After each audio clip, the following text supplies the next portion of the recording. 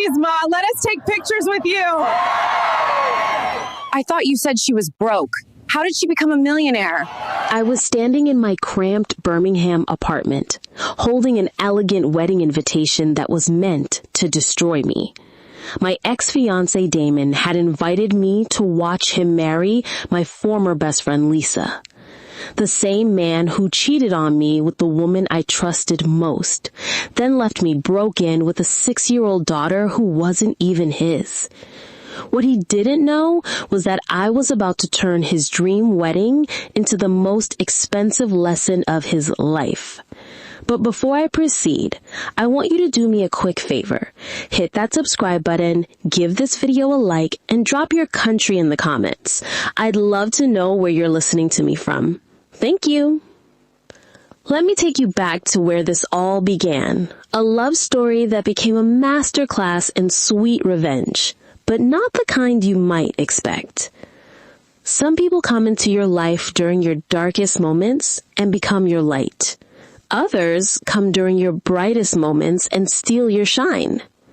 Damon Miller was supposed to be my light. I was 24, working as a night shift waitress at Murphy's Diner in Birmingham, Alabama, and raising my 6-year-old daughter Latrice alone. Her father, Terrence, had died in a car accident when she was just 3, leaving me to navigate single motherhood with nothing but determination and the stories I'd always written in my spare time. Romance novels mostly. Stories about women finding love, overcoming obstacles, building beautiful lives despite impossible circumstances.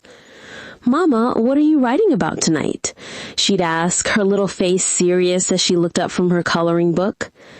"About a woman who thought she was ordinary but turned out to be extraordinary," I'd tell her, not knowing how prophetic those words would become. The diner was where I met Damon. He'd come in around 2 a.m., still in his construction clothes, exhausted from working double shifts to get his contracting business off the ground. He was handsome in that rugged, honest way that made you think of stability and safety. Dark hair, strong hands, eyes that seemed to see right through to your soul. "You're always writing," he said one night, sliding into the booth where I'd taken my break to work on my latest manuscript. "What kind of stuff do you write?" I felt heat creep up my neck. People didn't usually understand my writing. They'd roll their eyes at romance novels, dismiss them as frivolous, unrealistic. "Oh, just stories, nothing important." "Everything's important to somebody," he said, and something about the way he said it made me look up from my laptop. That's how it started. Late night conversations over coffee and pie, him asking about my stories, me sharing little pieces of the worlds I created. He was the first person who ever made me feel like my writing mattered. "You know what I love about your stories?" he said one night, after I had finally worked up the courage to let him read one of my completed manuscripts. "They're about hope, about people finding their way to happiness even when everything seems impossible." I fell hard and fast. Within 6 months, he was spending most nights at our apartment. Latrice adored him. He'd read her bedtime stories, help her with homework, treat her like she was his own daughter. For the first time since Terrence died, I felt like we were a real family again. "I want to marry you, Tracy," he told me on our 1-year anniversary, down on one knee in our tiny living room while Latrice peeked around the corner, giggling with excitement. The ring was small but beautiful. Not expensive, but perfect for what we could afford. I said yes through tears of joy, and Latrice ran over to hug us both. "Does this mean Damon's going to be my daddy?" she asked, her little arms wrapped around both our necks. "If you want me to be," Damon said, his voice thick with emotion. For 3 years, we built something beautiful. Damon's business started to grow, and we moved to a better apartment. Latrice thrived in school, making friends, winning spelling bees, and I kept writing. Every night after Latrice went to bed, I'd work on my stories. Romance novels about second chances, about finding love after loss, about women who discovered their own strength. You should try to publish these, he said, more than once.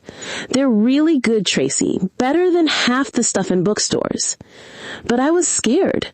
Scared of rejection, scared of failure, that my little dream wasn't big enough for the real world. Maybe someday, I'd always say. But why not now? Because I'm not ready, because they're probably not good enough, because who am I to think I could be a real writer? He'd kiss my forehead and say, "You are a real writer. You just haven't realized it yet." Those were the good days. The first crack in our perfect life came when Damon landed the biggest contract of his career, renovating 3 luxury homes in Mountain Brook, Birmingham's wealthiest neighborhood. Suddenly, he was rubbing shoulders with millionaires, attending networking events at the country club, learning about wine and golf and all the things that came with success. "You should see these houses, Tracy," he'd say, his eyes bright with excitement. "Indoor pools, wine cellars, libraries bigger than our entire apartment. This is what success looks like." At first, I was happy for him. He'd worked so hard to build his business, and he deserved every bit of success that came his way. But slowly, things started to change. He started staying out later, claiming work dinners and networking events. He'd come home smelling like expensive perfume and talking about people I'd never met. "There's this woman, Lisa," he mentioned one evening while I was helping Latrice with her math homework. "She handles marketing for some of my clients. Really sharp.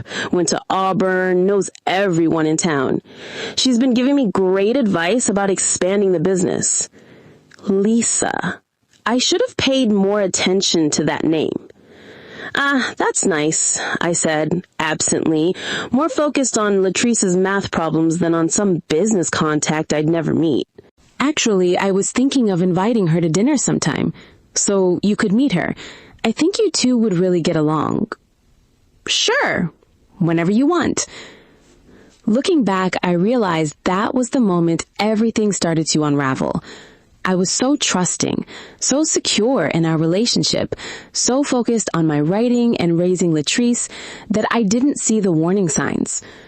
The next few months brought more changes. Damon started dressing differently, expensive shirts, designer jeans, shoes that cost more than I made in a week at the diner.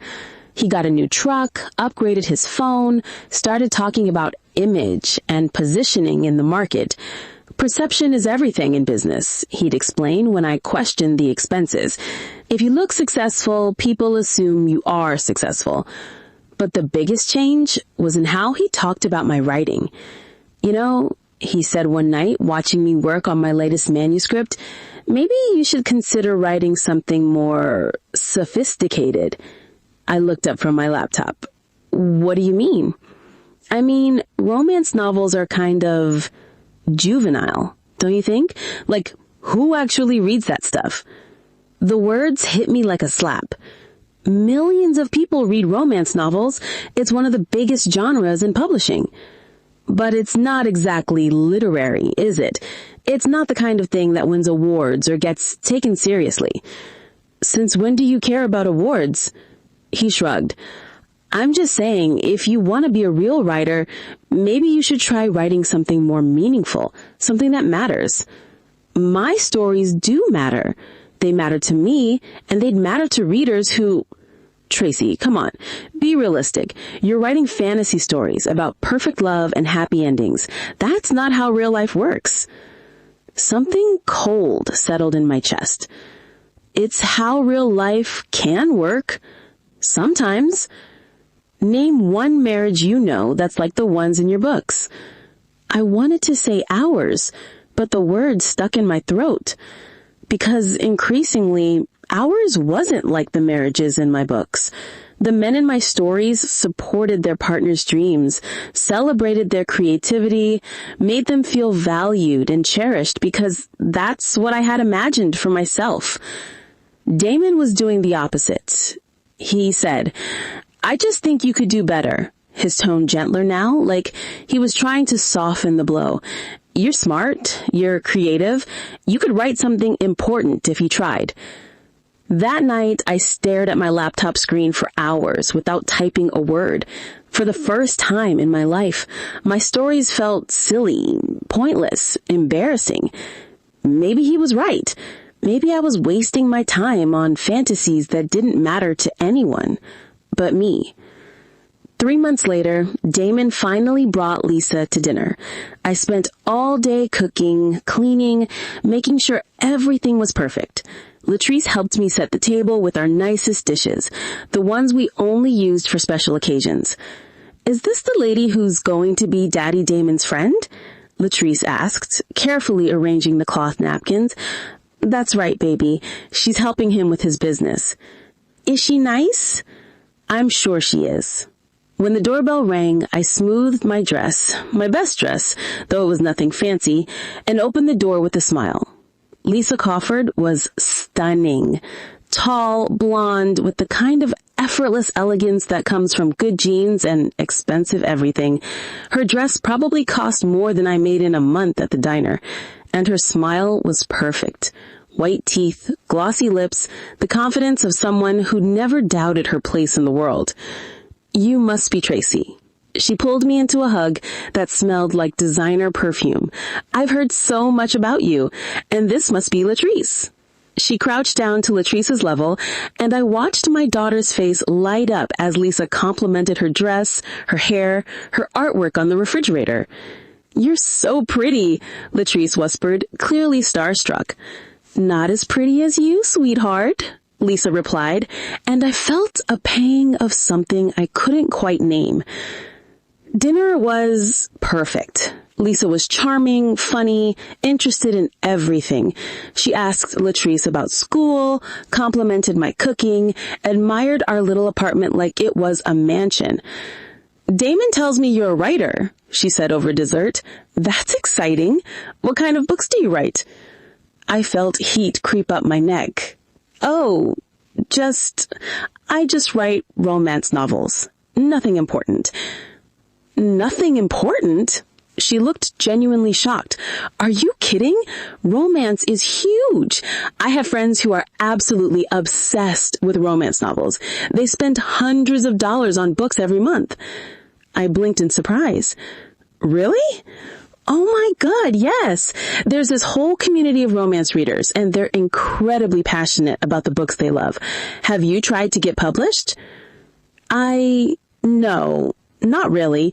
I mean, I've thought about it, but what?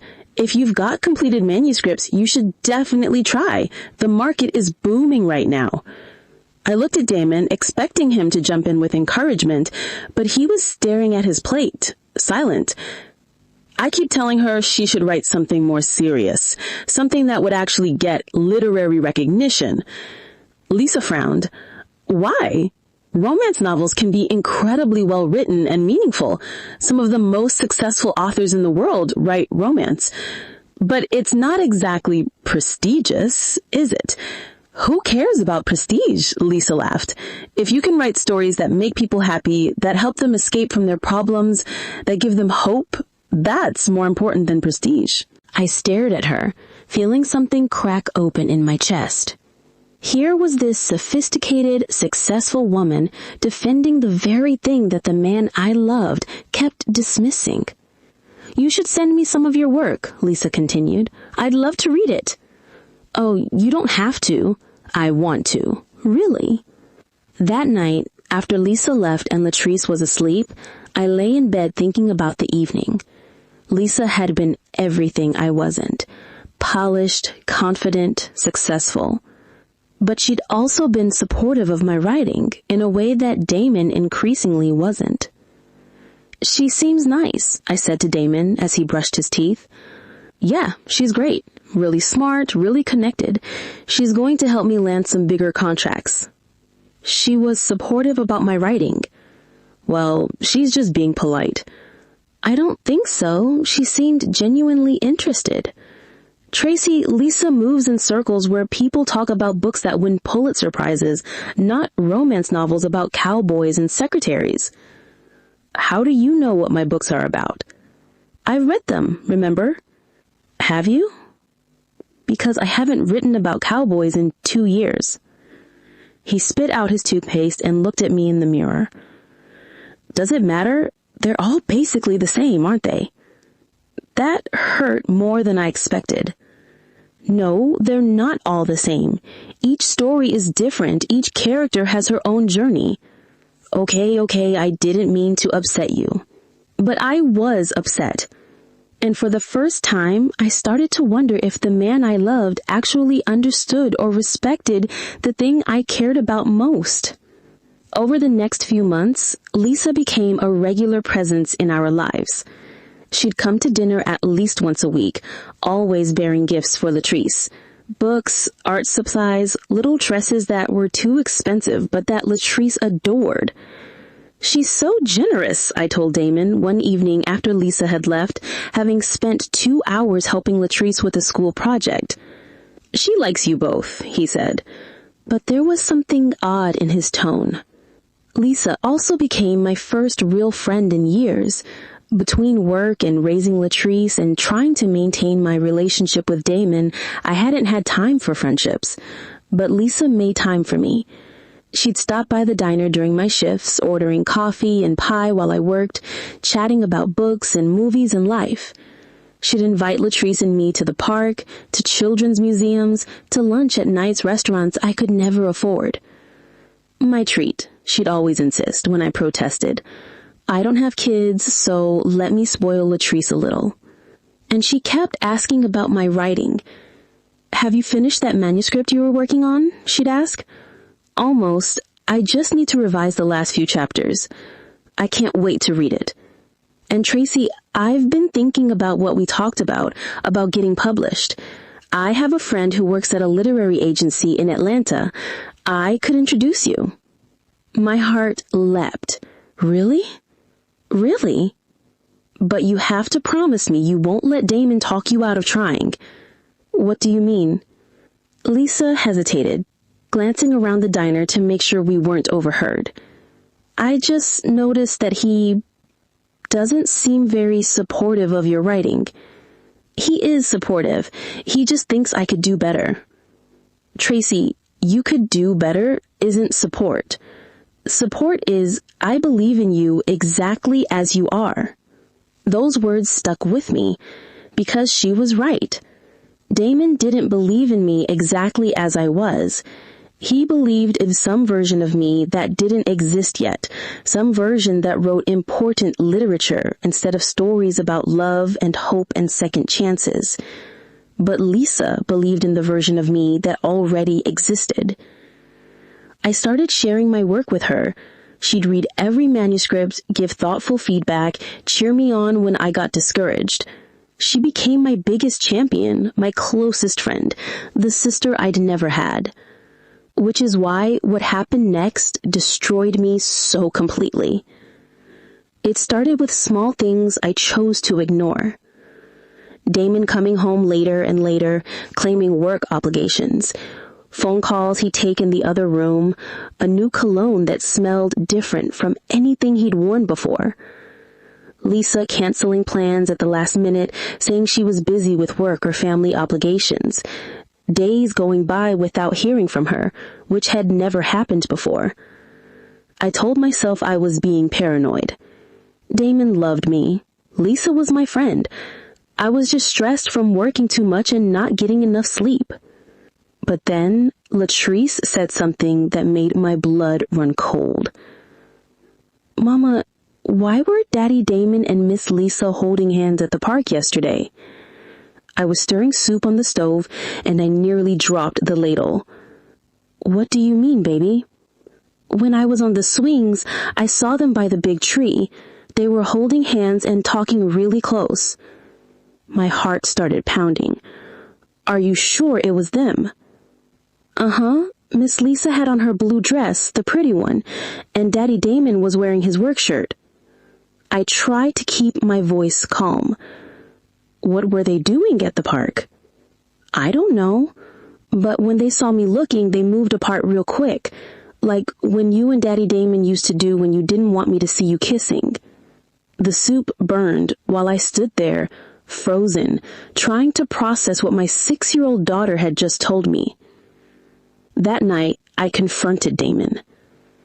Latrice says she saw you with Lisa at the park yesterday. He didn't even flinch. Yeah, we had a business meeting there. Sometimes it's easier to talk outside the office. She said you were holding hands.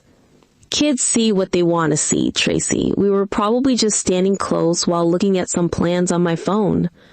Plans that required you to hold hands? I don't know what Latrice thinks she saw, but it wasn't what she thought. He was lying. I could see it in his eyes, hear it in his voice. After 3 years together, I knew all his tells. But I wanted to believe him, needed to believe him, because the alternative was too devastating to consider.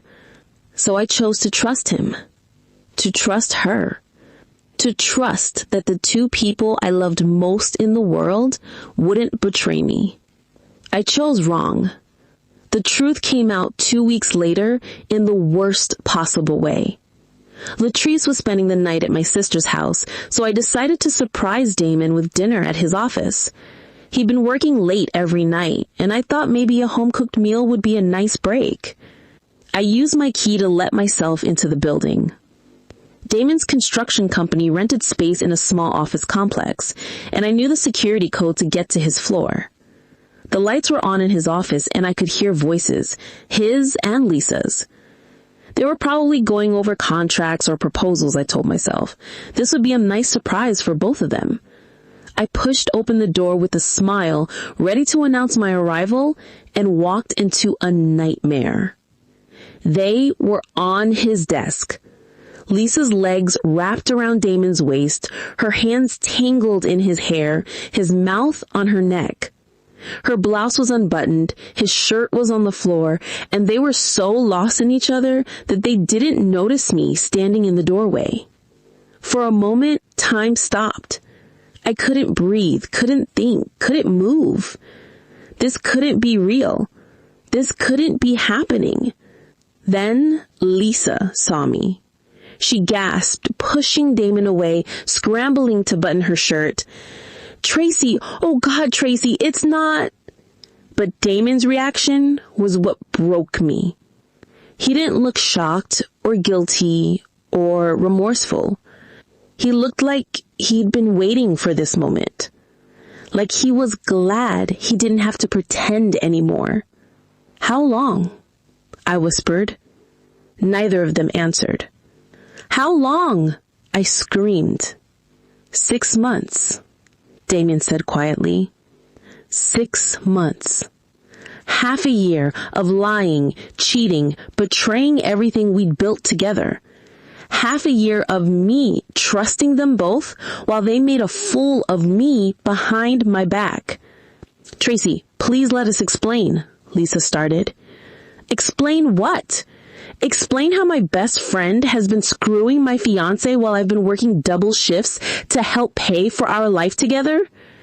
Explain how you've been coming to my home, eating my food, playing with my daughter while you were destroying everything I cared about?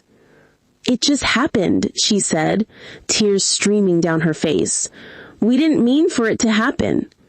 Bullshit. Cheating doesn't just happen. You chose this. Both of you chose this. I looked at Damon, this man I'd loved for 3 years, this man who'd promised to be Latrice's father, this man who'd held me while I cried about my fears and dreams and insecurities. Did any of it mean anything to you? The engagement, our plans, Latrice calling you daddy?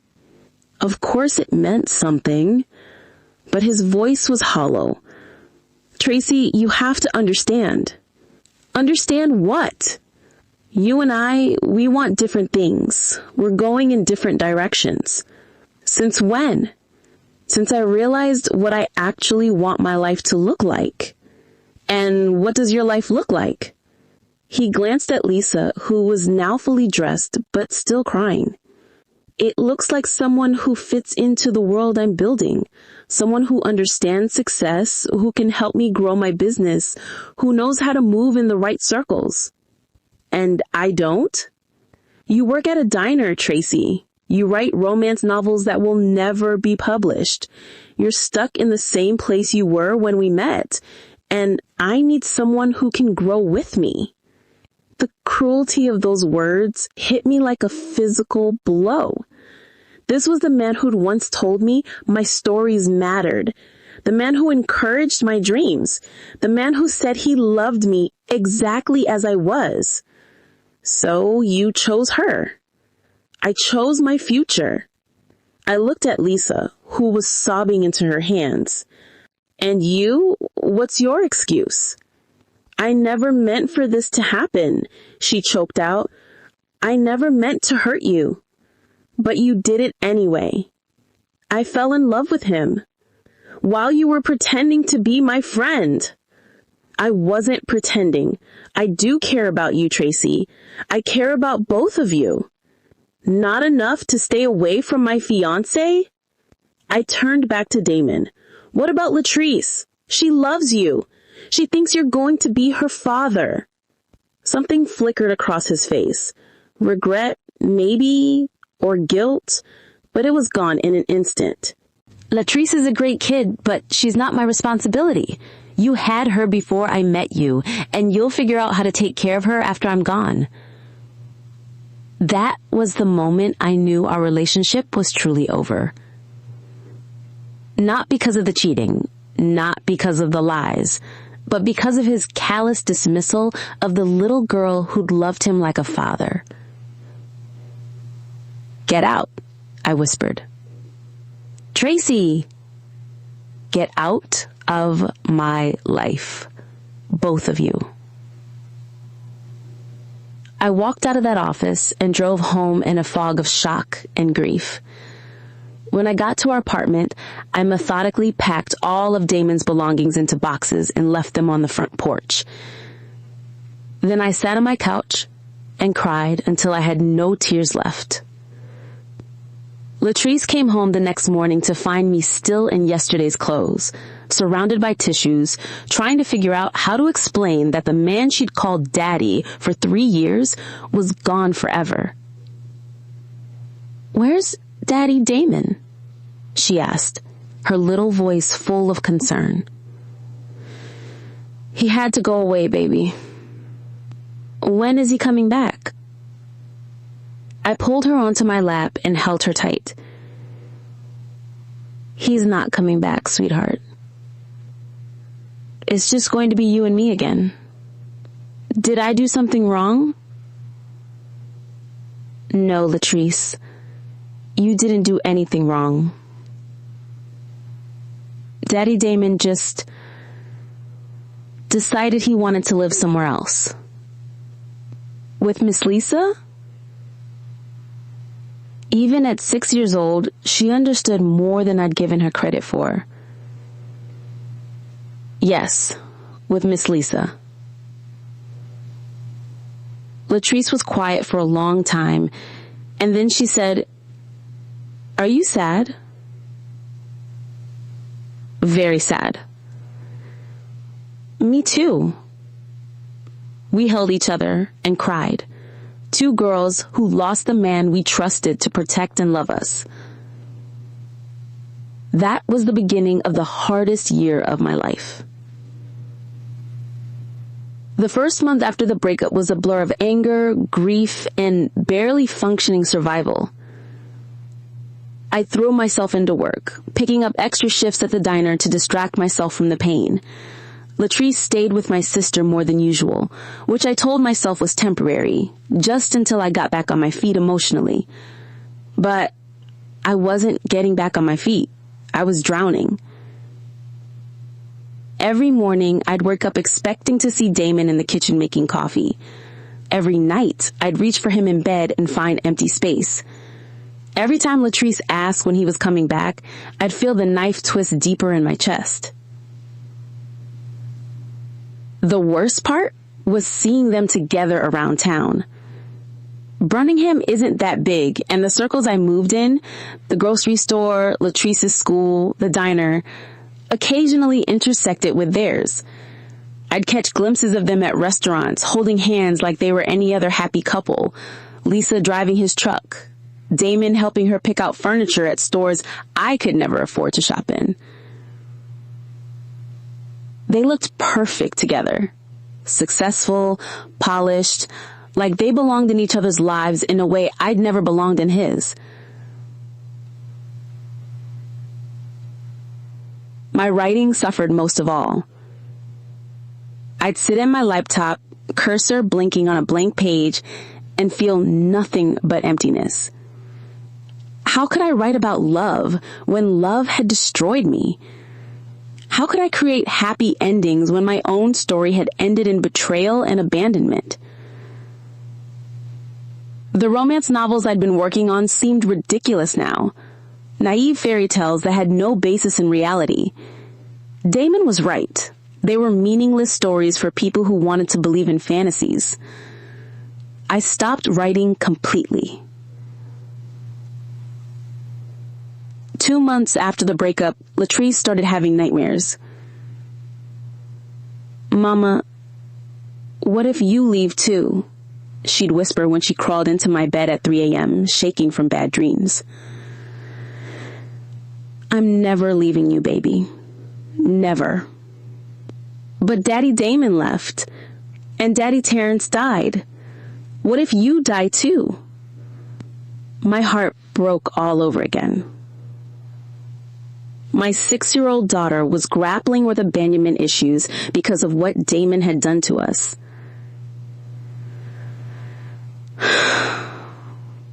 "I'm not going anywhere, Latrice. I promise." But I wasn't really there anyway. I was going through the motions of motherhood, making meals, helping with homework, tucking her in at night, but my heart was numb. I felt like I was watching my life happen to someone else. That's when I started doubting everything about myself. Maybe Damon was right. Maybe I was stuck, going nowhere, content working at a diner and writing silly stories instead of building a real career. Maybe I wasn't sophisticated enough, successful enough, interesting enough to keep a man's attention. Maybe Lisa was everything I should have been, but wasn't. The self-doubt ate away at me like acid. I stopped looking in mirrors because I didn't like what I saw. I stopped trying to make myself attractive because what was the point? I stopped dreaming about the future because I couldn't imagine one that didn't involve disappointment. 6 months after Damon left, I was barely hanging on. That's when I ran into Lisa at the grocery store. I was pushing my cart through the cereal aisle, trying to decide between the name brand Latrice loved and the generic version we could actually afford, when I heard her voice behind me. "Tracy?" I turned around, and there she was. Still beautiful, still polished, but something had changed. She looked nervous, guilty, smaller somehow. "Hi, Lisa. How are you? How's Latrice?" "We're fine. I've been thinking about you so much. I've wanted to call, but I didn't know if you'd want to hear from me." "Probably not." She flinched. I deserve that. We stood there in awkward silence, surrounded by colorful boxes of breakfast cereal, two women who used to be friends, now separated by betrayal. "I miss you," she said finally. "You miss me?" "I miss talking to you. I miss laughing with you. I miss being your friend." "You can't miss me and be with him, Lisa. Those two things are mutually exclusive." I know how this looks, how terrible it is. But Tracy, I need you to know. Know what? It's not working out the way I thought it would. I stared at her, not sure I'd heard correctly. What's not working out? Damon and me, the relationship, it's different than I expected. Different how? She looked around, making sure we weren't being overheard. He's not the same man with me that he was with you. What do you mean? With you, he was warmer, more open. He talked about his dreams, his fears, his hopes for the future. With me, it's like he's playing a role, the successful businessman with the perfect girlfriend. I didn't know what to say to that. And the way he talks about you now, she shook her head. It's like he's trying to convince himself that leaving you was the right decision. Maybe it was. No, Tracy, it wasn't. I can see it in his eyes. He regrets what he did. Then why doesn't he come back? Because his pride won't let him admit he made a mistake. I felt something twist in my chest. Hope, maybe, or just wishful thinking. Why are you telling me this? Because I love you. Because you were the best friend I ever had, and I destroyed that for a man who doesn't love me the way he loved you.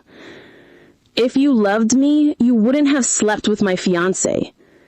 You're right. I was selfish and stupid and cruel. But Tracy, maybe there's still a chance. A chance for what? For you and Damon to work things out. I laughed, but there was no humor in it. You think I'd take him back after what he did? After what you both did? I think he realizes he made the biggest mistake of his life. Too bad. Some mistakes can't be fixed. I started to push my cart away, but she grabbed my arm. Tracy, wait. I need to ask you something. What? Are you still writing? Why? Because you're a beautiful writer and the world needs your stories. No, I'm not writing anymore. Why not? Because Damon was right. They're just fantasies. They don't mean anything. Lisa's face crumpled. Oh, Tracy, no, that's not true at all. Isn't it? Your stories are about hope. They're about love conquering obstacles, about people finding happiness even after heartbreak. Right now, more than ever, the world needs stories like that. I can't write about love anymore. I don't believe in it. Then write about something else. Write about survival. Write about single mothers who are stronger than they know. Write about women who rebuild their lives after betrayal. I can't. Yes, you can. You're living it right now. I left her standing in that grocery store aisle, but her words followed me home. That night, after Latrice was asleep, I opened my laptop for the first time in months. The cursor blinked at me, waiting. I started typing. That first night of writing opened something in me that had been locked away since Damon left. Not joy. I wasn't ready for joy yet, but purpose. I had a story to tell, not about perfect love or happy endings, but about survival, about betrayal and recovery, about single mothers who refuse to stay down when life knocks them over. Every night after Latrice went to sleep, I wrote. The story poured out of me like water from a broken dam. All the pain, all the anger, all the questions that kept me up at night. I wrote about the moments of discovery, about the shattering of trust, about trying to explain to a 6-year-old why the man she called daddy had disappeared from her life. But I also wrote about hope, about the strength you find when you have no choice but to be strong. About the love between a mother and daughter that can survive anything. 3 months later, I had a complete manuscript. Shattered, a single mother's journey from betrayal to strength. It wasn't romance. It wasn't fiction. It was memoir, raw and unflinching and real. I didn't know what to do with it. For weeks, it sat on my laptop too personal to share. For weeks, my memoir sat on my laptop like a secret too dangerous to share. Every time I thought about showing it to someone, my chest would tighten with anxiety. What if people thought I was pathetic for staying with a cheater for so long? What if they blamed me for not seeing the signs? What if they said I was just another bitter ex-girlfriend trying to get revenge through writing? But Latrice changed everything with a simple question. "Mama, why do you look sad when you're typing now?"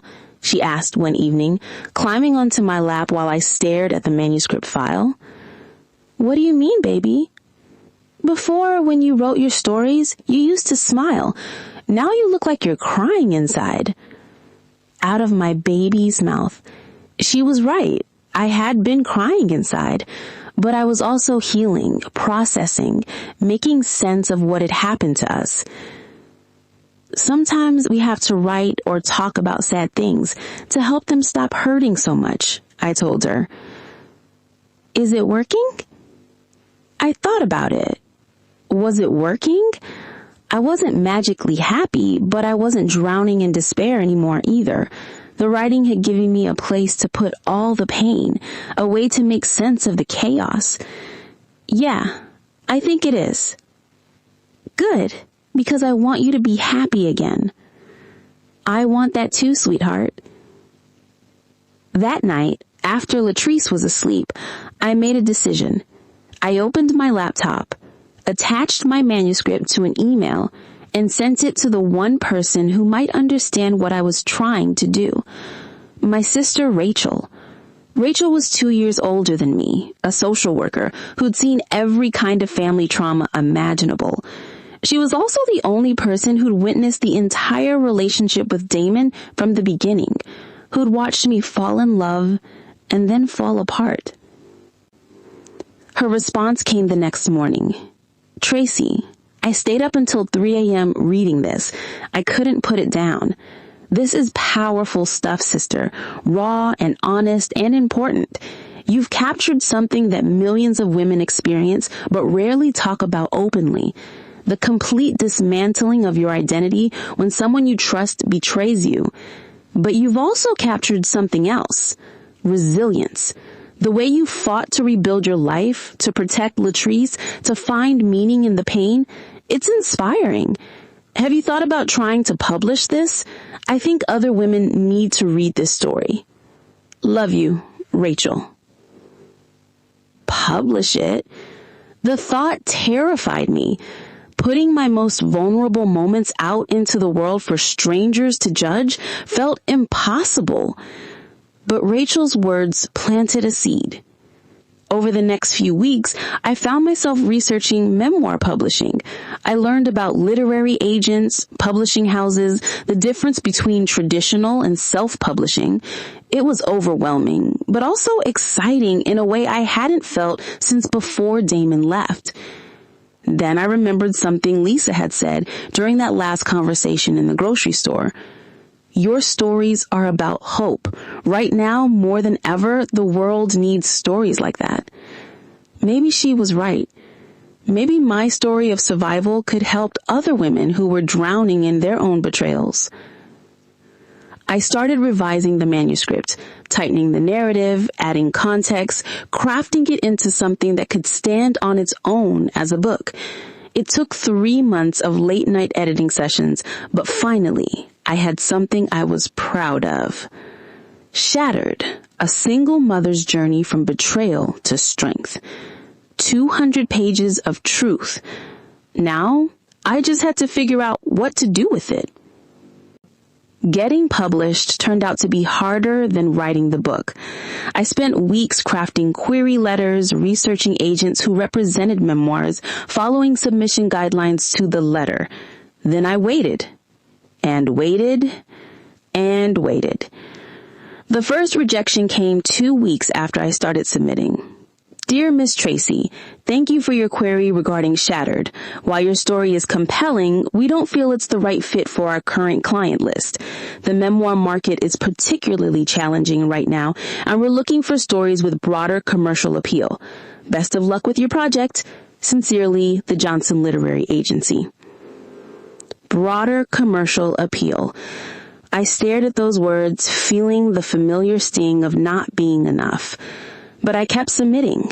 More queries, more rejections. Some were form letters, others offered brief feedback. The writing is strong, but the story feels too personal and niche. We're not taking on any memoirs at this time unless they're from celebrities or public figures. Have you considered fictionalizing the story as a novel instead? Each rejection felt like a small death. Maybe Damon had been right. Maybe I wasn't cut out to be a real writer.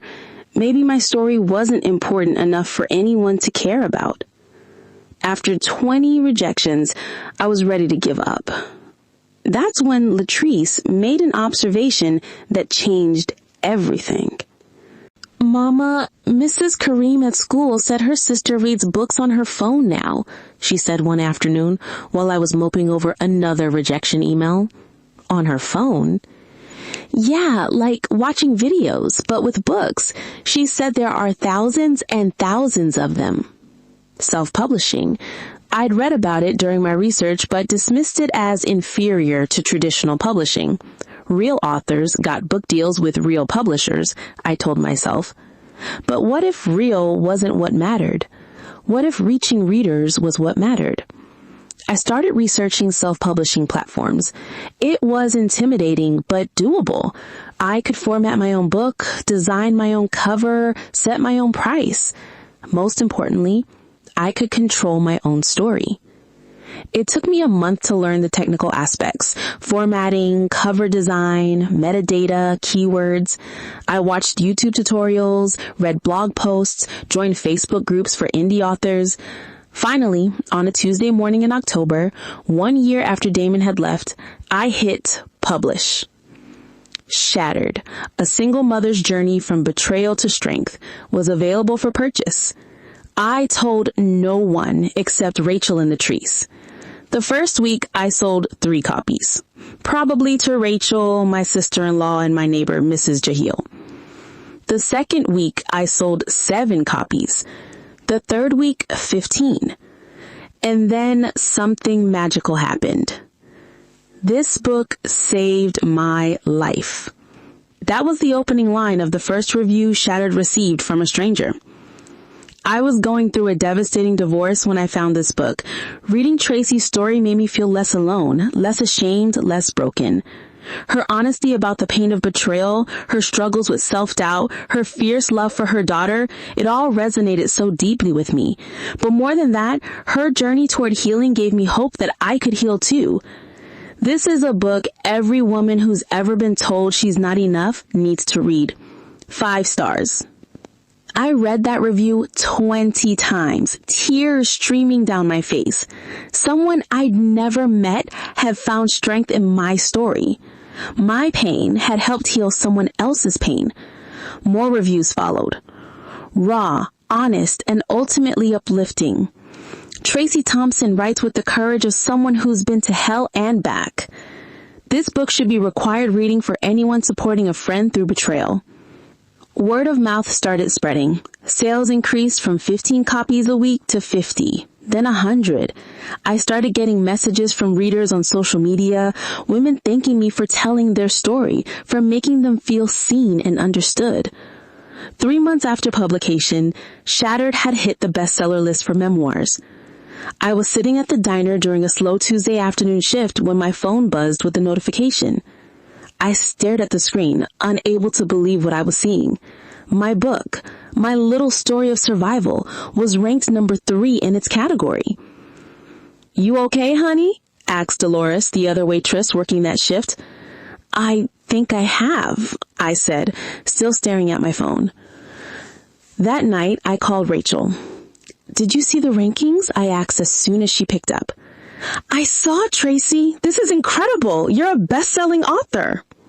"I can't believe it's real." "It's real, and you deserve every bit of this success."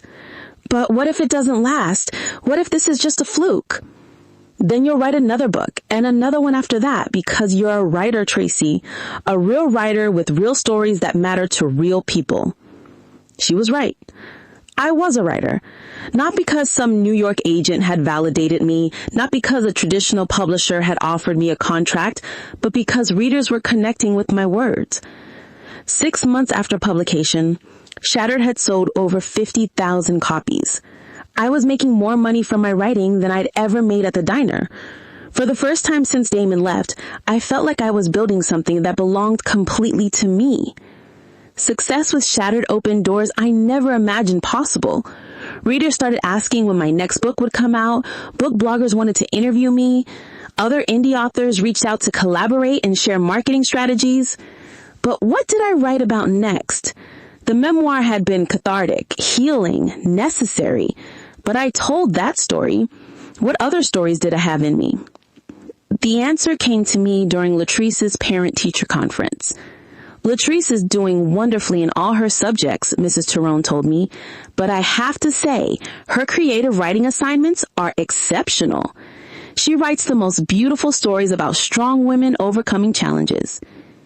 I looked at Latrice, who was sitting beside me, swinging her legs in the too big chair. What kind of stories? I asked. Adventure stories mostly, but the female characters are always resourceful and brave. They solve their own problems and help others along the way. On the drive home, I asked Latrice about her stories. I like writing about ladies who are heroes, she said. Like you, Mama. Like me?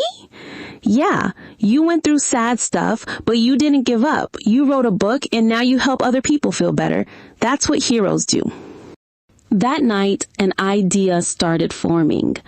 What if I wrote fiction again, but different from my old romance novels? What if I wrote about women like the ones Latrice imagined, strong, resourceful, facing real challenges with courage and determination? What if I wrote the kinds of stories they would show Latrice and other young girls that they could be the heroes of their own lives? I started with a simple premise. A single mother who discovers her ex-husband has been hiding assets during their divorce proceedings and sets out to expose his financial fraud. It wasn't romance in the traditional sense. There was no Prince Charming coming to rescue the heroine. Instead, it was about a woman rescuing herself and finding love along the way with someone who valued her strength rather than trying to diminish it.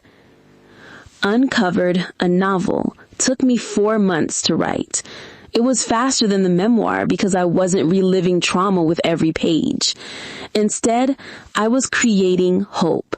Showing a woman who refused to be a victim, who fought for herself and her children, who built a new life on her own terms. When I published it 6 months after Shattered, it shot to #1 in 3 different Amazon categories: women's fiction, legal thrillers, and divorce and separation.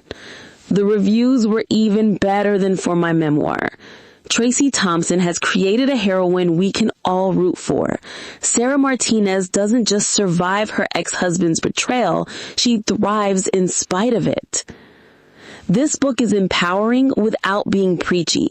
It shows what real strength looks like. Finally, a book about divorce that doesn't end with a woman being rescued by a new man. Sarah rescues herself. Sales exceeded my wildest dreams. Within 3 months, Uncovered had sold over 100,000 copies. I was no longer just a best-selling author. I was becoming a brand. Readers started calling themselves Tracy's Warriors, women who were fighting their own battles and finding inspiration in stories about women who refused to stay down. I created a Facebook group for them that grew to 50,000 members within 6 months. Women shared their own stories of betrayal and recovery, offered each other support, celebrated each other's victories. I wasn't just writing books anymore. I was building a community. 2 years after publishing Shattered, I had written and published 5 books. Each book hit bestseller lists. Each book brought in thousands of new readers. Each book built on the themes of strength, resilience, and self-determination that had become my calling card. My monthly income from book sales alone was more than I'd made an entire year at the diner. But the real reward wasn't the money. It was the messages. Every day I received emails from readers. Your books helped me find the courage to leave my abusive marriage. Reading your story made me realize I wasn't alone. Because of your books, I went back to school and got my degree. My daughter's reading your books and learning that she doesn't need anyone else to complete her. I was changing lives. My stories, born from pain and betrayal, were helping other women find their strength. The attraction attracted attention beyond readers. Literary agents who had rejected Shattered suddenly wanted to represent me. Traditional publishers offered six-figure deals for my next series. I turned them all down. Why would I give up control of my stories, my readers, my income to companies that rejected me when I needed them the most? Instead, I used my success to build something bigger. I launched Tracy Thompson Publishing, focusing on books by and for women who'd overcome adversity. I started a podcast called Stronger Than Yesterday, interviewing women who'd rebuilt their lives after setbacks. I began speaking at conferences and events about resilience, independence, and the power of storytelling. Latrice, now 8 years old, was my biggest fan and fiercest supporter. "Mama, are you famous?" she asked one day after a particularly successful book lunch.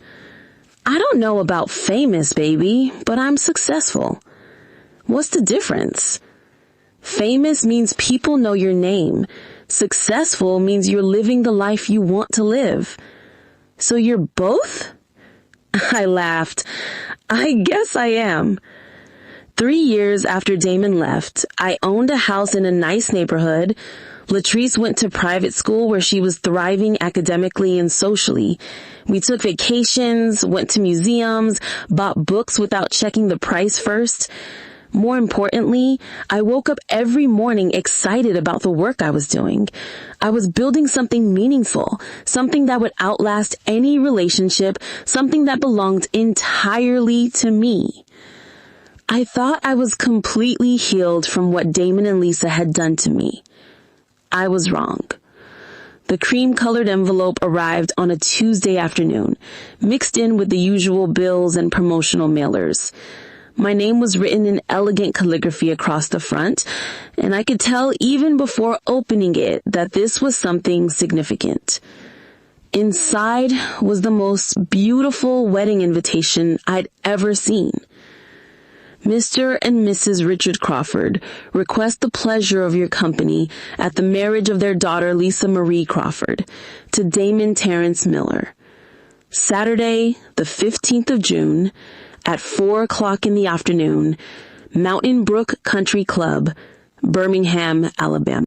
My hands were shaking as I read it. 3 years after destroying my life, they were getting married? I thought Lucy told me it didn't work out.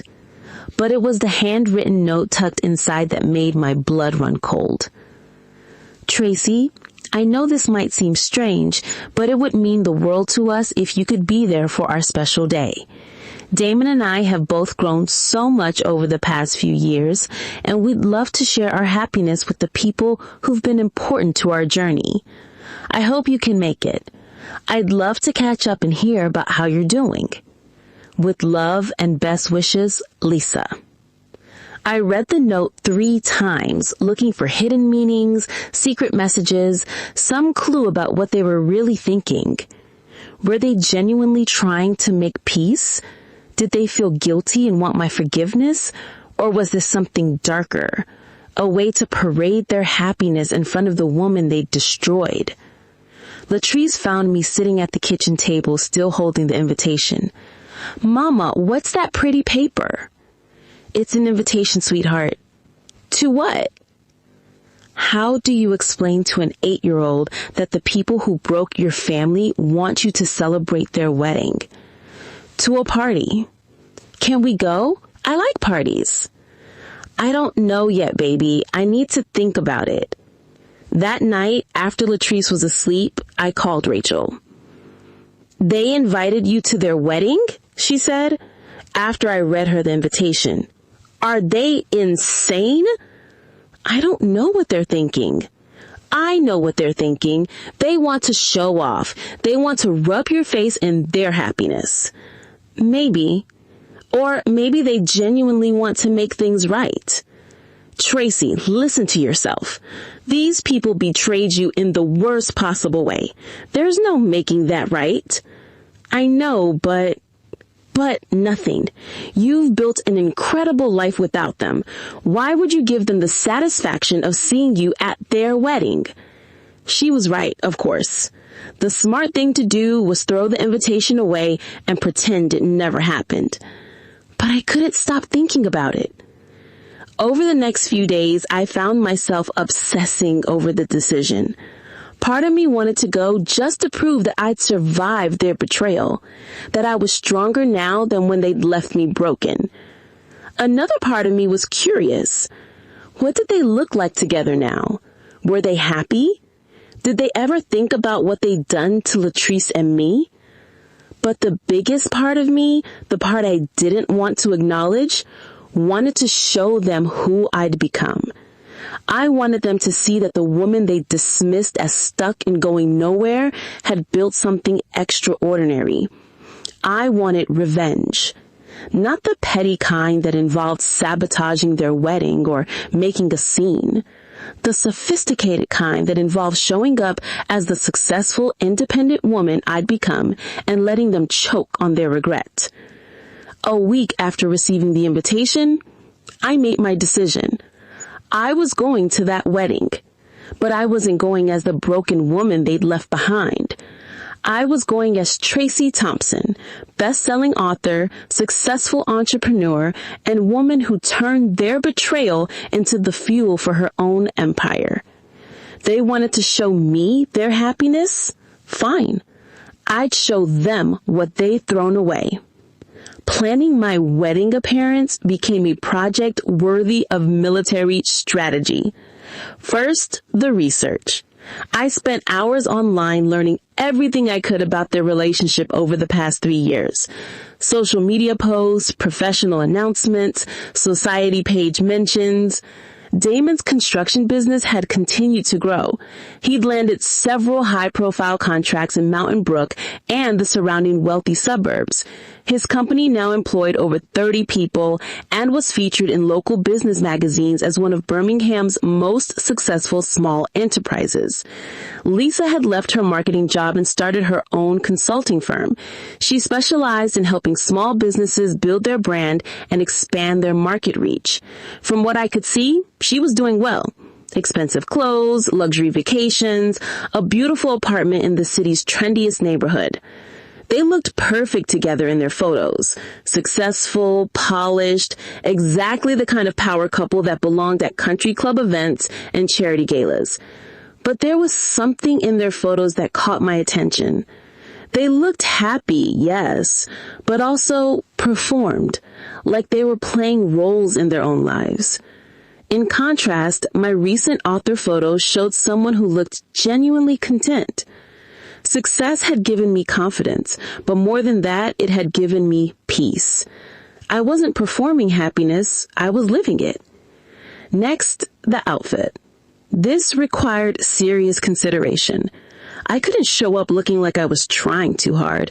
Nothing too flashy, nothing too obviously expensive. But I also couldn't look like the struggling diner waitress they remembered. I needed to look successful, but understated. Confident, but not arrogant. Beautiful, but not desperate for attention. I spent weeks shopping, trying on different options, getting opinions from Rachel and Emma, who helped manage my publishing business. Finally, I found it. A navy blue dress that cost more than I used to make in a month, but looked effortlessly elegant. Classic cut, beautiful fabric, the kind of dress that whispers success without screaming it. Paired with understated jewelry, designer shoes, and a purse that cost more than my first car, the outfit struck exactly the right note.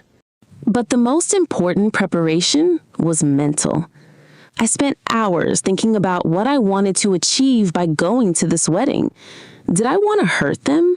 Did I want to show off? Did I want closure? The answer was complex. I wanted them to see that I'd not only survived their betrayal, but thrived because of it. I wanted them to understand that leaving me was the best thing they could have done for my life.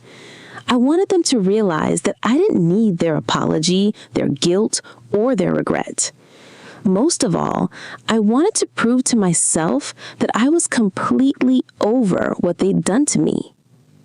The week before the wedding, I received an unexpected message. It was from Damon, the first direct communication I'd had with him since the night I found them together.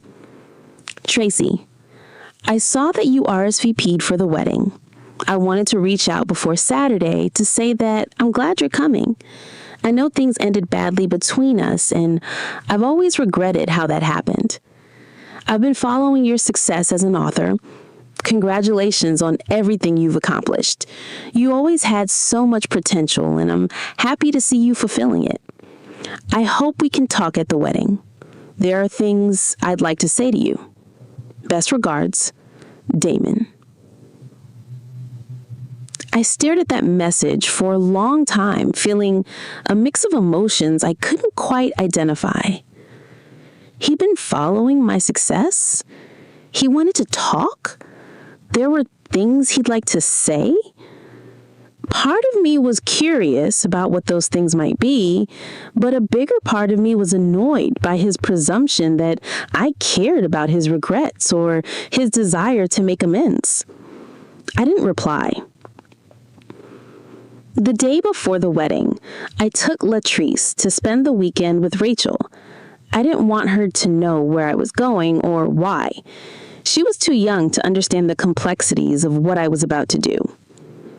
Have fun at your business thing, Mama, she said, hugging me goodbye. I will, baby. That night, I couldn't sleep. I kept thinking about the last time I'd seen Damon and Lisa, that horrible night in his office when my world had imploded. Tomorrow, I'd see them again. But this time, I held all the cards. This time, I was walking into their worlds as an equal, maybe even as their superior. This time, I wouldn't be the one left broken. The morning of the wedding, I woke up calm and determined.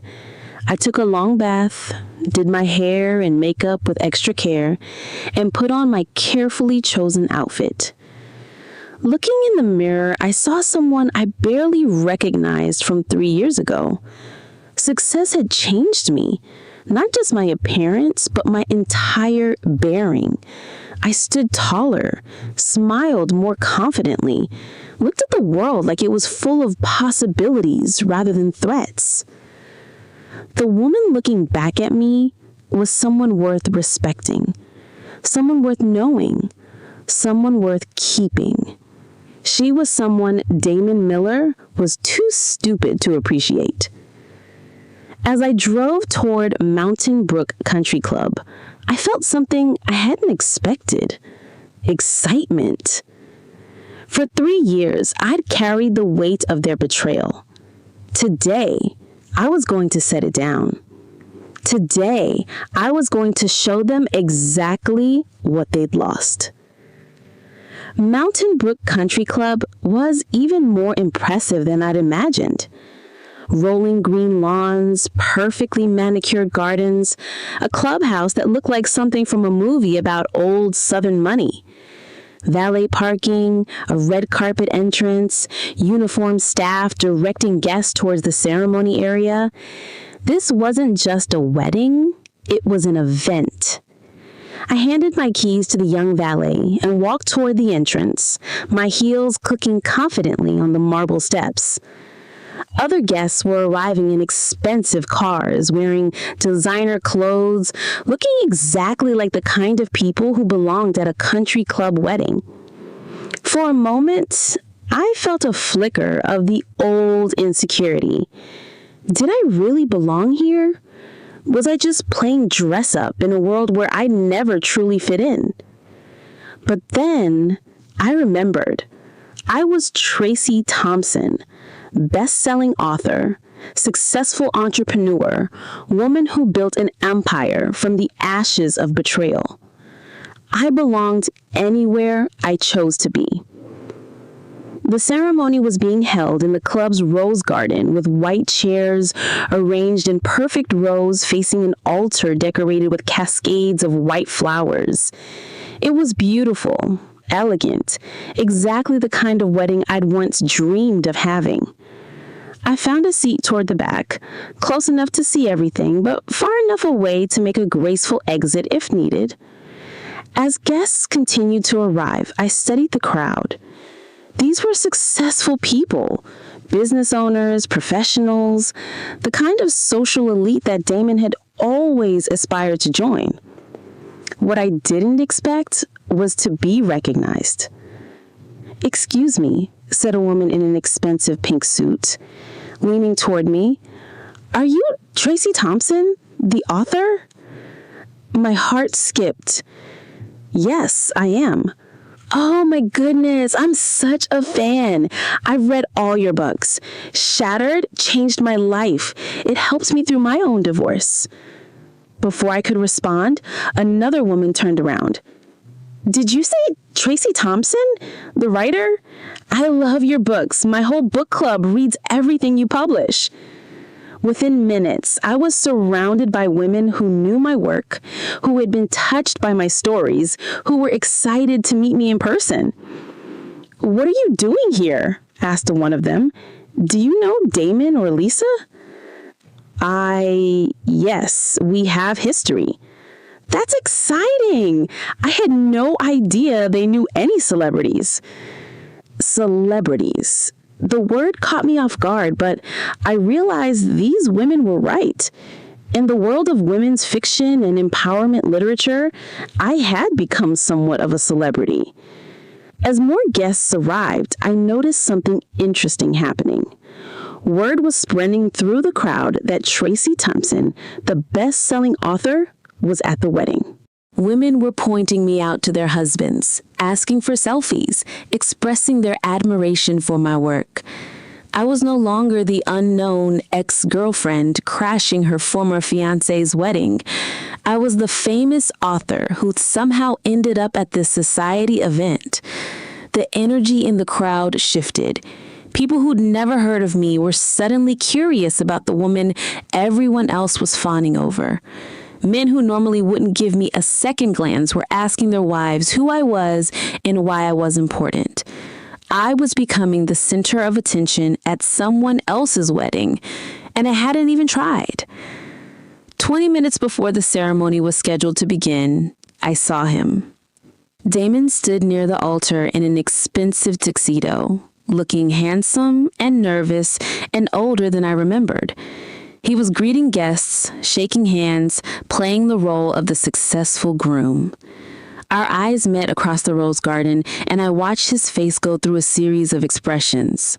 Surprise, recognition, something that might have been regret, and finally, something that looked like awe. He started walking toward me, weaving through the seated guests with determination. "Tracy," he said when he reached my row, "you came." I did.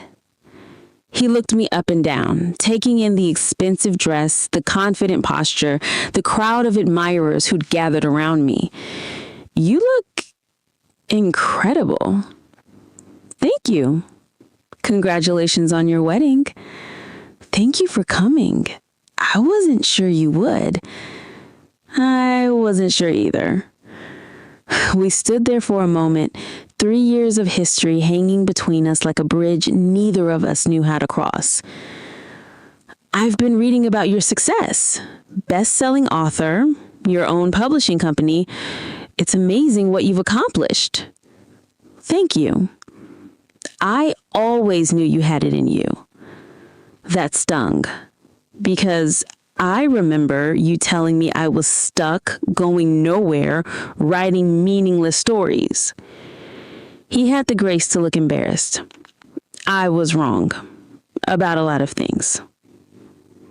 Before I could respond, the wedding coordinator appeared at his elbow. Mr. Miller, we need you for photos before the ceremony begins. Of course.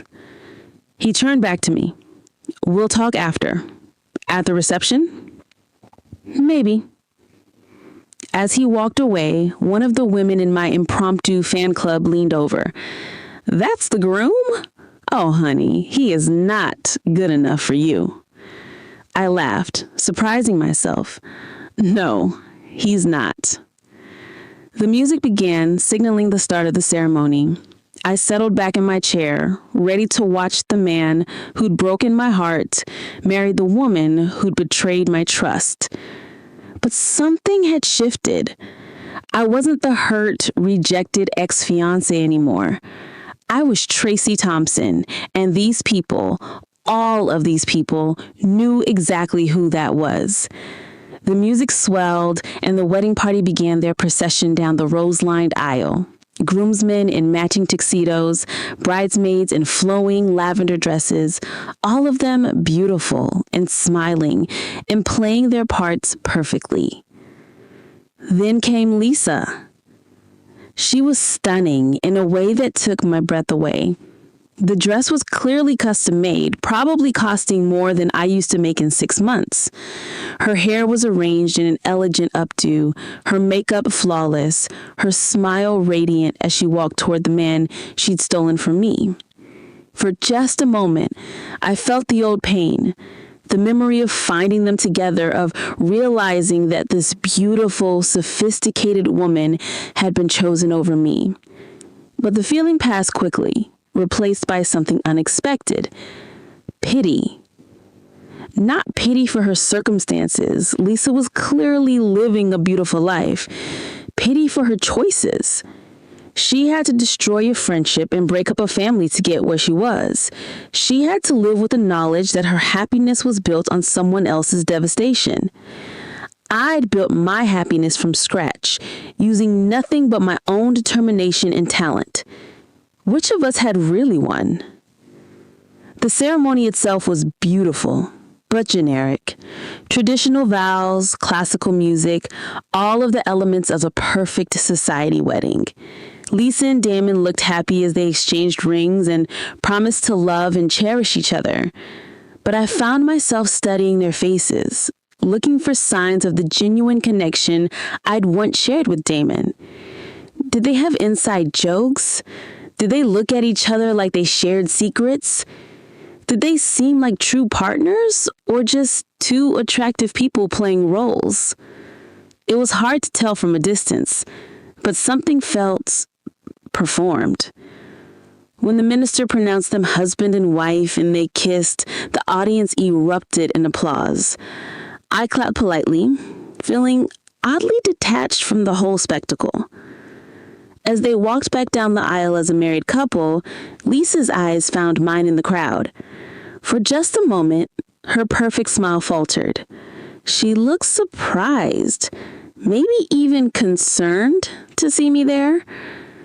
But then her training kicked in, and she gave me a small nod and a polite smile before continuing toward the reception area. The cocktail hour was held on the club's terrace, overlooking a gorgeous view of the Birmingham skyline. Waitstaff circulated with champagne and hors d'oeuvres that probably cost more per bite than I used to spend on entire meals. I accepted a glass of champagne and found myself immediately surrounded by more admirers. Miss Tracy, I have to tell you, your book, Resilient, got me through my mother's death last year. I bought copies of Uncovered for all the women in my divorce support group. When is your next book coming out? My daughter and I are huge fans. It was surreal. I was at my ex-fiance's wedding, but instead of feeling like an outsider, I felt like a guest of honor. Other guests kept approaching me, wanting to meet the famous author. Business cards were exchanged, dinner invitations extended, speaking opportunities discussed. I was networking at Damon's wedding reception, and it was going better than most professional conferences I'd attended. Tracy? I turned to find a familiar face, Jennifer Walsh, a woman who'd been in Lisa's social circle before the affair. We'd met several times at parties and dinners back when I was still part of that world.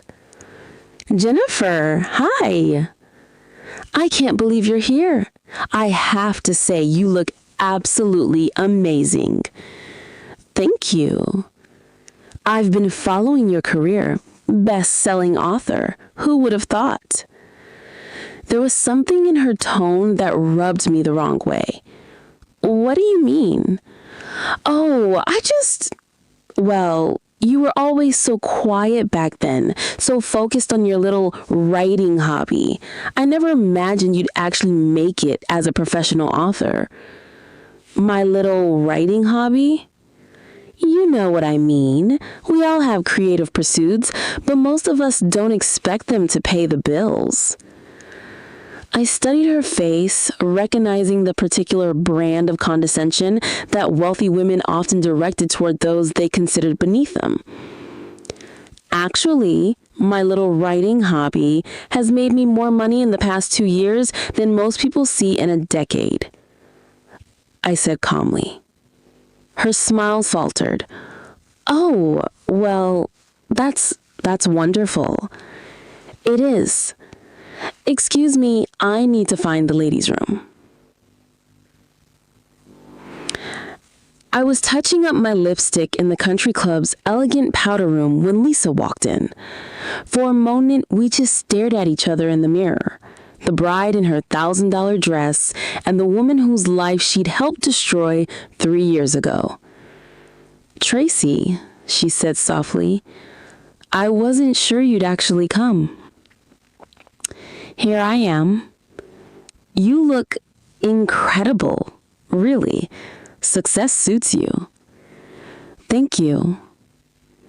She moved to the mirror beside me, pretending to check her makeup, but clearly wanting to talk. I've been reading your books. They're wonderful. You always had such talent.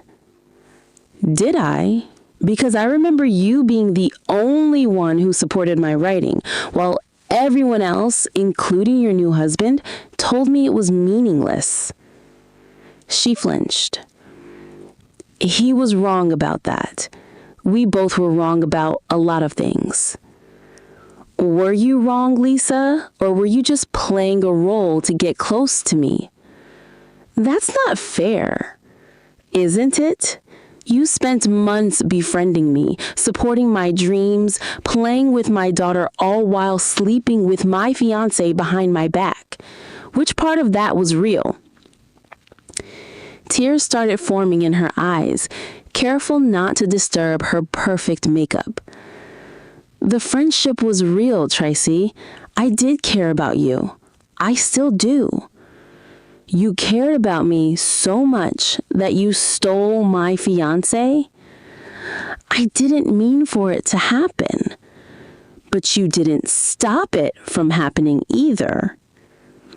She turned to face me fully. You're right, I made terrible choices. I hurt you and Latrice in ways I can never take back. I've regretted it every day for 3 years. Have you? Because you seemed pretty happy walking down that aisle. I am happy, but that doesn't mean I don't carry guilt about how we got here.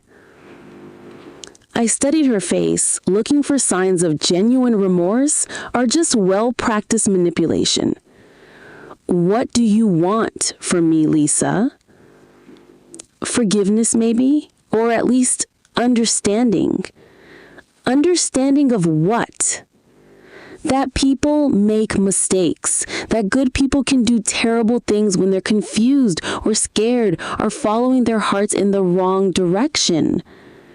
Is that what you were doing? Following your heart? I fell in love with him, and Tracy. I didn't plan it, I didn't want it to happen, but it did. While you were pretending to be my friend. I was your friend. I'm still your friend if you'll let me be. I laughed, but there was no humor in it. You think we can be friends after what you did? I hope so. Eventually. Lisa, let me explain something to you. Friends don't destroy each other's lives for their own benefit. Friends don't lie and manipulate and betray the people they claim to care about. What you did wasn't friendship. It was sociopathy wrapped in designer clothes. She recoiled like I'd slapped her. That's harsh. It's honest. Something you might want to try sometime. I am being honest. I hurt you, I betrayed you, and I'm sorry. But I also love Damon, and he loves me, and we're building a good life together. A life built on betrayal. A life built on love. Tell yourself whatever you need to tell yourself, but don't expect me to validate your choices or absolve you of your guilt. Then why did you come? If you hate us so much, why are you here? It was a fair question and one I'd been asking myself all day. You invited me to humiliate me, I guess. Honestly, I came to see if it would hurt. If watching you marry the man I once loved would break me all over again. And does it? Hurt, I mean? I considered the question seriously. No, it doesn't hurt at all. And that tells me everything I need to know about how completely I've moved on. I'm glad. You deserve to be happy. I am happy. Happier than I've ever been. Because of your success? Because of my freedom. Because I learned that the worst thing that can happen to you, losing everything you thought you wanted, can also be the best thing that ever happened to you. Lisa was quiet for a moment, processing my words. Do you think Damon regrets what happened? Why are you asking me that on your wedding day? Because I need to know that he chose me, not just settled for me after losing you. The vulnerability in her voice caught me off guard. Here was the woman who'd stolen my fiancé, asking me to reassure her about his feelings on her wedding day.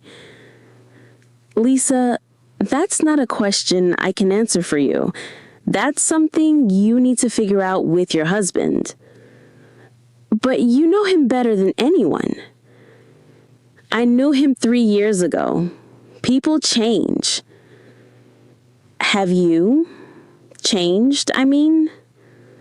Completely. I'm not the same woman you betrayed. I can see that. You're stronger now, more confident, more formidable.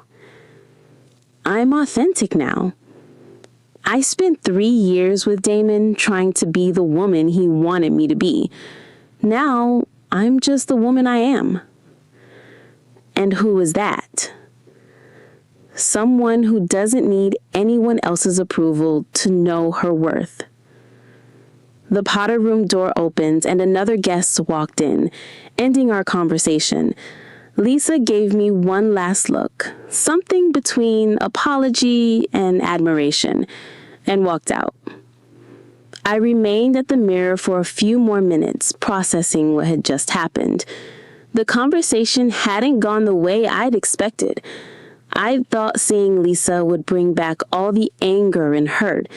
Instead, I felt empty. Like she was a character from a book I'd read long ago, but couldn't quite remember the details of. The betrayal that once defined my life now felt like something that happened to someone else. When I returned to the reception, dinner was being served. I found my assigned seat, table 12, far from the head table, but respectable enough, and was pleased to discover I was sitting with several other successful women who knew my work. "Tracy Thompson, what a delightful surprise," said Margaret Collins, a local business owner whose story I featured in one of my anthologies. "I had no idea you'd be here." "I have history with the bride and groom," I said simply. "How exciting! You must tell us how you know them." Before I could answer, the best man stood up to give his speech. The best man was someone I didn't recognize, probably a business associate or college friend of Damon's. He gave the standard speech about love and commitment and how perfect the couple was together. Then it was the maid of honor's turn. She was Risa's sister, and her speech was more personal. She talked about how Lisa had found her true love and how sometimes you have to go through challenges to appreciate real happiness. I wondered if she knew that those challenges had involved destroying another woman's life. Finally, Damon stood up to speak. "Thank you all for being here to celebrate this special day with Lisa and me. 3 years ago, I thought I knew what I wanted my life to look like. I thought I had it all figured out." He paused, his eyes scanning the crowd until they found mine. "But sometimes life has different plans for us. Sometimes we have to make difficult choices, painful choices to find our true path." I felt the women at my table shift uncomfortably. They sensed this was going somewhere inappropriate. Lisa and I didn't start our relationship in the conventional way. There were obstacles to overcome, situations to navigate, people to disappoint. People to disappoint. That's how he characterized betraying his fiancée and abandoning her daughter. But true love conquers all, and I'm grateful every day that Lisa had the courage to fight for what we have. The courage to fight. Like she was some kind of warrior instead of a homewrecker. Some people might look at our story and see complications. I see destiny. Lisa and I were meant to be together, and I'm sorry if anyone was hurt along the way, but I'm not sorry for following my heart.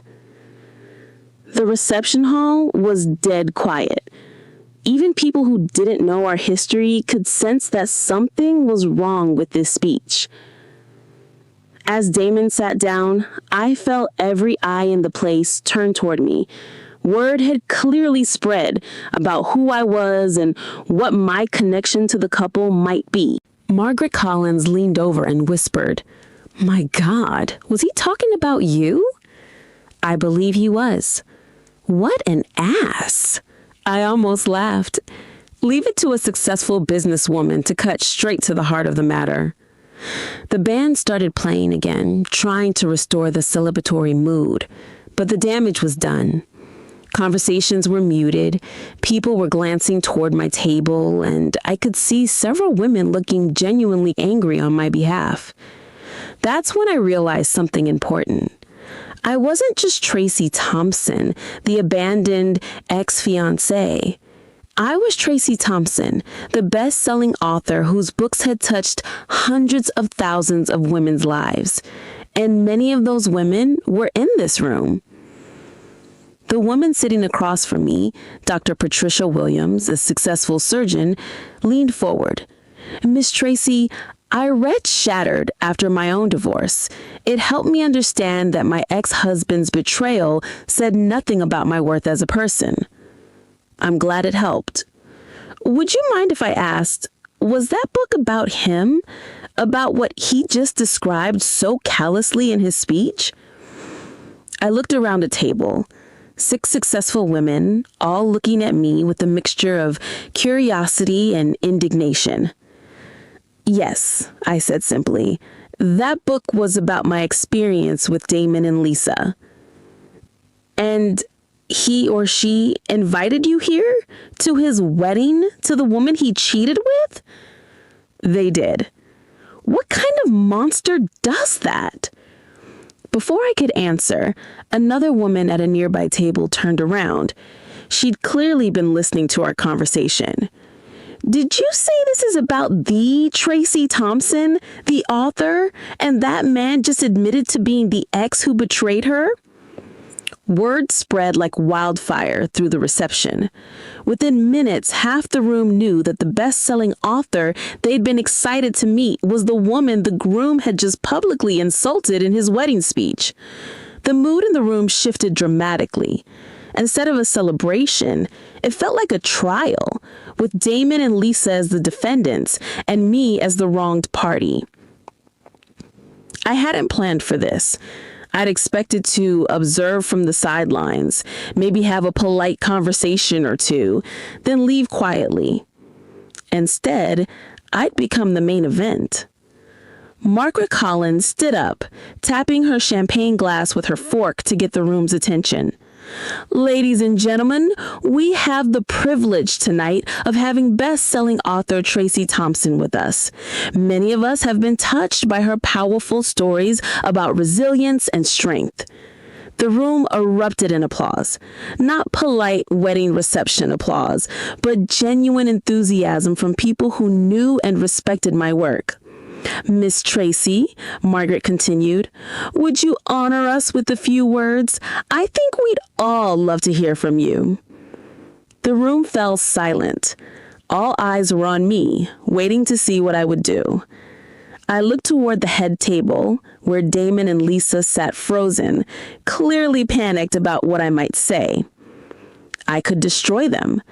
I could tell this room full of Birmingham's elite exactly what kind of people they just celebrated.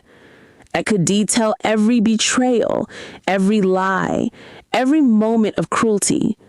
Or I could take the high road and prove that I was everything they weren't: classy, gracious, and genuinely successful. I stood up.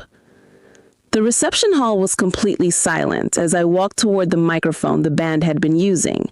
Every face in the room was turned toward me, some curious, some supportive, some clearly anticipating drama. At the head table, Damon and Lisa looked like deer caught in headlights. This was not how they'd planned for their wedding reception to go. I reached the microphone and looked out at the crowd. 200 of Birmingham's most successful and influential people, many of whom had read my books, all of whom were waiting to see what I would say. Thank you, Margaret, for that lovely introduction. I began, my voice steady and clear. When I woke up this morning, I certainly didn't expect to be giving a speech at a wedding reception. Gentle laughter rippled through the crowd. For those of you who don't know me, I'm Tracy Thompson. I write books about women who overcome adversity, who rebuild their lives after betrayal, who find strength they didn't know they had. I paused, letting my eyes sweep across the room. 3 years ago, I was working at Murphy's Diner here in Birmingham, raising my daughter as a single mother, and writing stories in my spare time that I was too afraid to share with the world. I could see women throughout the room nodding, recognizing the struggle. I was also engaged to a man I loved deeply, a man who I thought would be my partner in building a life together. I didn't look toward the head table, but I could feel the tension radiating from that direction. That relationship ended in a way that left me devastated, betrayed by someone I trusted, abandoned by someone I loved, told that I wasn't enough, that I was holding him back from the life he really wanted. The room was dead silent, hanging on every word. I spent months believing that maybe he was right. Maybe I wasn't sophisticated enough, successful enough, worthy enough to be chosen. I saw several women wiping their eyes, clearly connecting with the pain I was describing. But you know what I learned?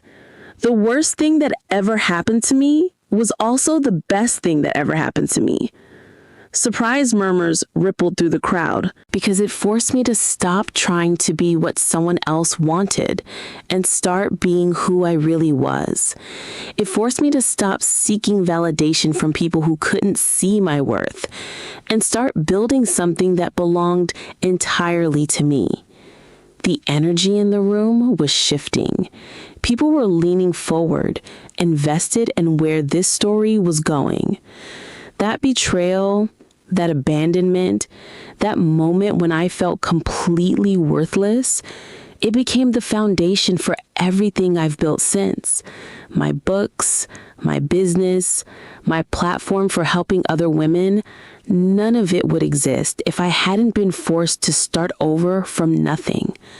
I could see heads nodding throughout the room. So tonight, when I was asked to say a few words, I realized I have something important to share with all of you, especially the women in this room. I took a deep breath, preparing for the moment I'd been building toward.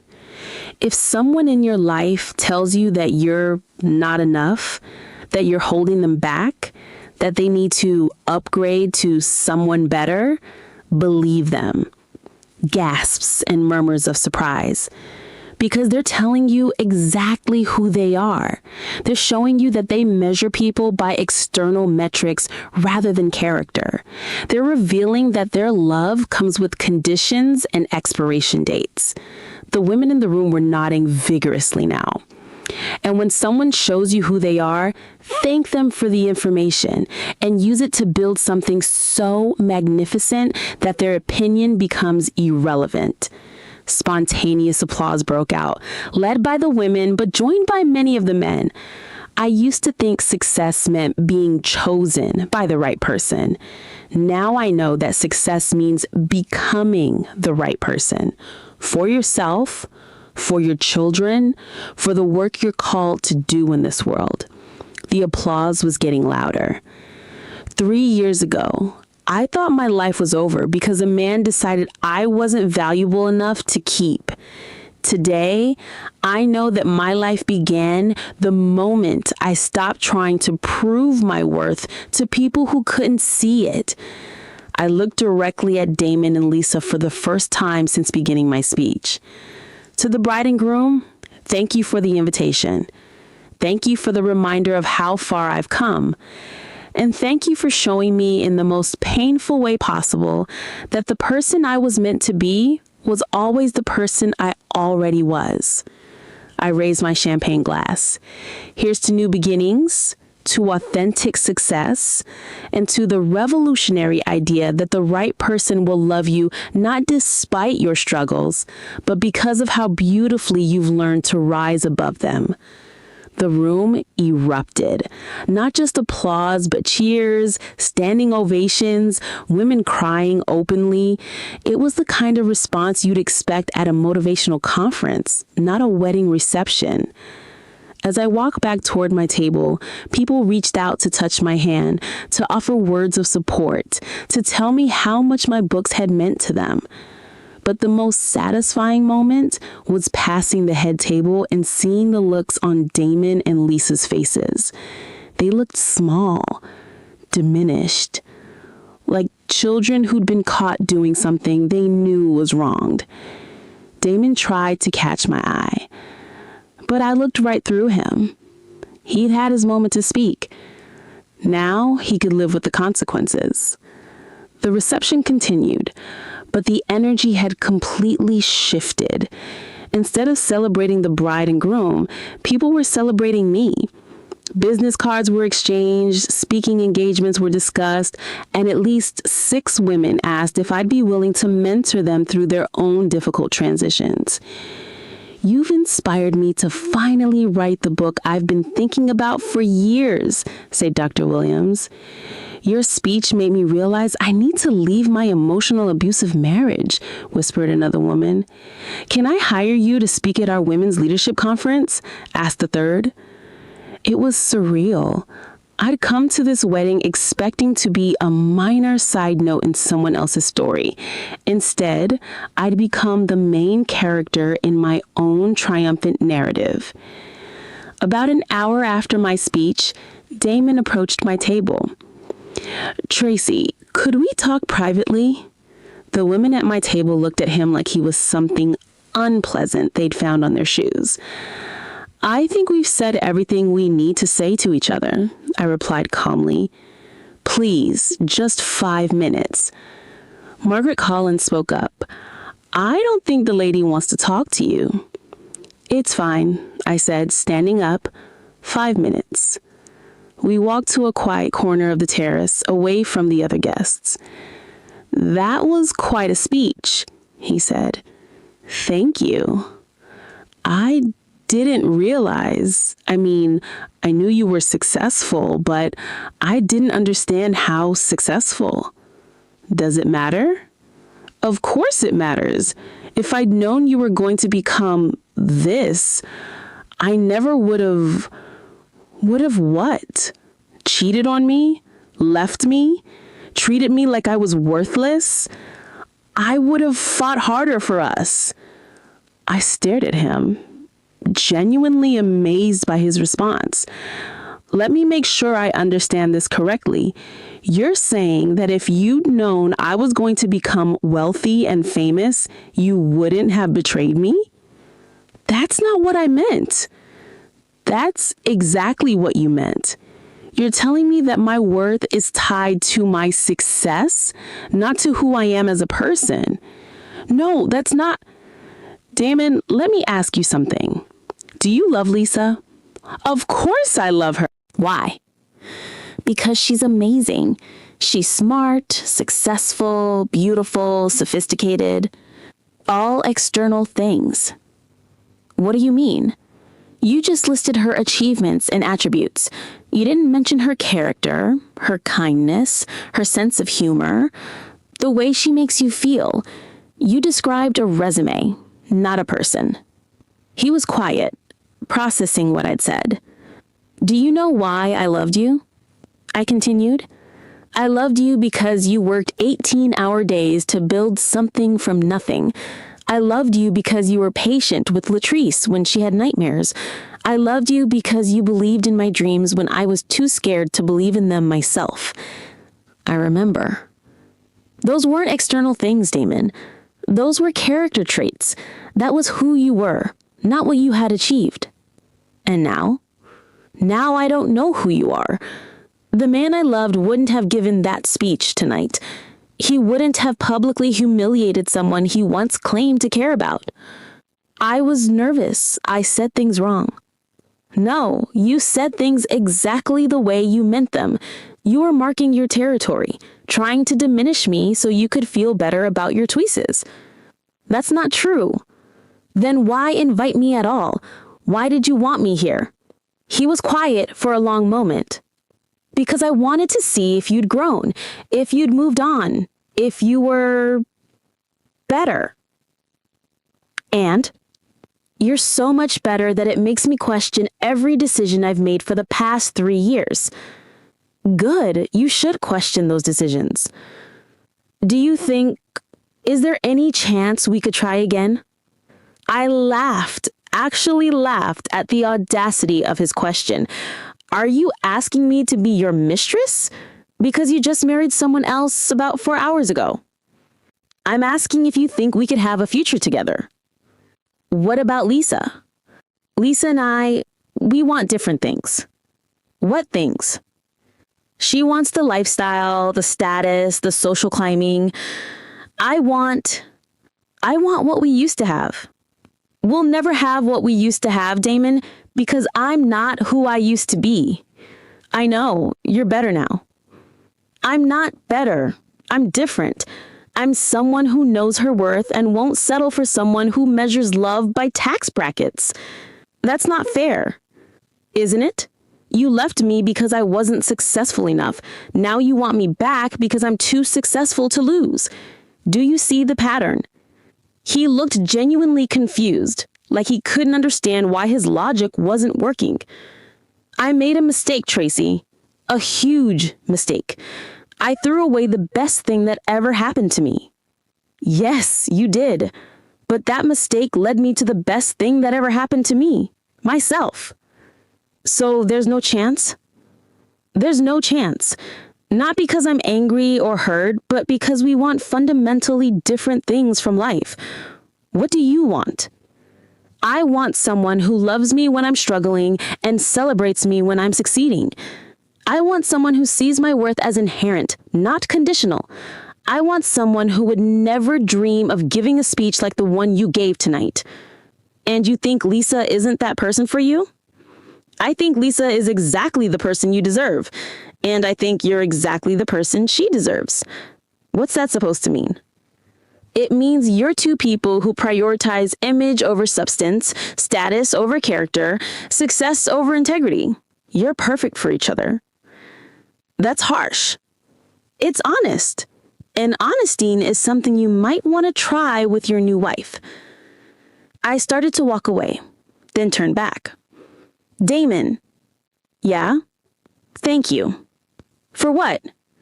For being exactly who you were instead of pretending to be better. If you'd been a good man who made a single mistake, I might have spent years wondering, what if? Instead, you showed me that leaving was the only possible choice. That makes moving forward so much easier. I walked away and didn't look back. I said my goodbyes to the women at my table, exchanged contact information with several potential business partners, and accepted 3 speaking engagement offers before making my graceful exit. As I waited for the valet to bring my car, I reflected on the evening. 3 years ago, an invitation to this wedding would have destroyed me. Tonight, it had liberated me. I'd faced my past and found it wanting. I'd confronted my betrayers and found them smaller than I remembered. I'd stood in front of 200 people and told my truth without shame or apology. Most importantly, I'd proven to myself that Tracy Thompson, successful author, entrepreneur, and woman who knew her worth, was not an act or a role or a response to trauma. She was who I really was. The valet brought my car, and I drove through Birmingham's quiet streets toward home. Tomorrow, I'd fly back to Charlotte, where Latrice was waiting with my sister. Tomorrow, I'd return to my real life, my chosen life, my authentic life. But tonight belonged to me and the ghosts I'd finally laid to rest. My phone buzzed with a text from Rachel. How did it go? I voice texted back. Better than I ever imagined. I'll tell you everything tomorrow, but the short version is, I won. Won what? Everything. I won everything. As I pulled into my hotel parking lot, I thought about the women who'd approached me tonight. The ones who'd been inspired by my speech, encouraged by my story, motivated to make changes in their own lives. This was what success really looked like. Not the applause or the book sales or the bank account, though those were nice. Real success was being able to transform your pain into purpose, your betrayal into strength, your ending into someone else's beginning. Damon and Lisa would spend their honeymoon wondering if they'd made the right choice. They'd spend their marriage comparing what they had to what they'd given up.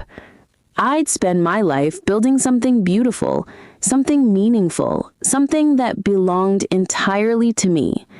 In my hotel room, I opened my laptop and started writing. Not a book this time, but a blog post for my website. A reflection on the evening, a meditation on revenge and forgiveness, a letter to the women who'd continue to read my work and find strength in my stories. The post began. Tonight I attended the wedding of the man who broke my heart and the woman who broke my trust. I went expecting closure, but I found something better. Confirmation that the life I've built from the ashes of their betrayal is more beautiful than anything I could have imagined when I was begging them to choose me. As I wrote, I realized that this wasn't the end of my story with Damon and Lisa. It was the end of the story where they mattered. Tomorrow, I'd start writing the next chapter. The one where I was the hero, the love interest, and the happily ever after all rolled into one. The one where I saved myself and lived authentically ever after. 5 years later, the email arrived on a Tuesday morning while I was reviewing the final proofs for my 10th book. Tracy, I hope this message finds you well. I've been thinking about you a lot lately and wanted to reach out. Lisa and I are getting divorced. It's been a long time coming, and while it's painful, I think we both know it's for the best. I've been reading your books, all of them. They've helped me understand things about myself that I didn't want to see before, about what real love looks like, about the difference between choosing someone and settling for someone. I know I have no right to ask this, but I'm wondering if you'd be willing to meet for coffee sometime. Not because I want to relitigate the past or try to restart something that's long over, but because I'd like to apologize properly for the man I was and thank you for helping me become the man I am now. Your books taught me that real success isn't about what you achieve or who you impress. It's about who you become and how you treat the people who matter to you. I failed that test spectacularly with you and Latrice, but I'm trying to pass it now. I don't expect forgiveness, and I'm not asking for a second chance. I just want you to know that losing you was the biggest mistake of my life, not because of what you became, but because of who you always were. I hope you're happy. You deserve every bit of success and joy you found. With respect and regret, Damon. I read the email twice, then closed my laptop without responding. Latrice, now 13 and taller than me, walked into my home office. "Who is that from?" she asked, having caught a glimpse of the sender's name. "Someone from a long time ago."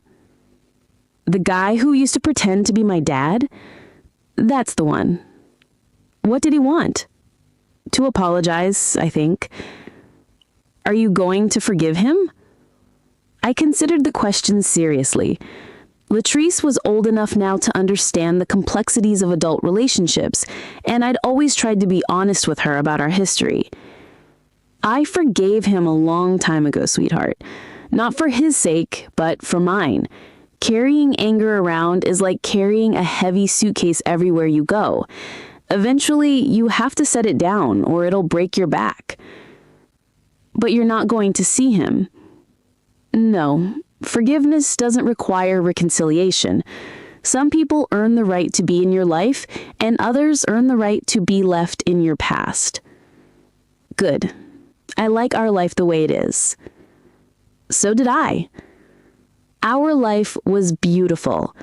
We lived in a gorgeous house in Charlotte, traveled whenever we wanted, and never worried about money.